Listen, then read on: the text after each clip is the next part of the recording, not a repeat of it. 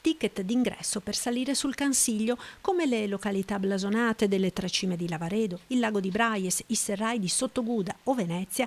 Anche l'antico Bosco d'Areme della Serenissima avrà un biglietto d'ingresso per regolamentare il flusso turistico che, soprattutto il sabato e la domenica, vede migliaia di gitanti salire dalla pianura infuocata sull'altopiano per godere del fresco della foresta e della bellezza del paesaggio.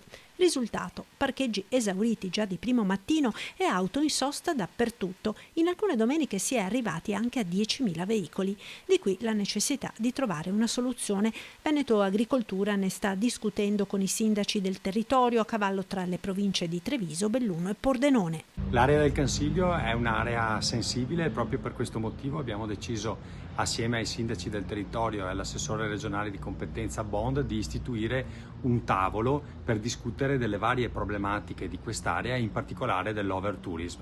Non vogliamo più vedere auto che parcheggiano in maniera selvaggia nel territorio. Non a caso abbiamo allargato l'area camper per dare dei servizi, ed è ovvio che a fronte dei servizi che andremo a dare sarà corretto anche chiedere un corrispettivo ai turisti che si recano in questa area che è fondamentale per il nostro territorio.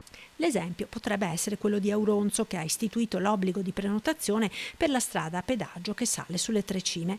Nel caso del Cansiglio, i soldi del ticket potrebbero essere investiti in servizi per i turisti e per la manutenzione di sentieri e piste ciclabili.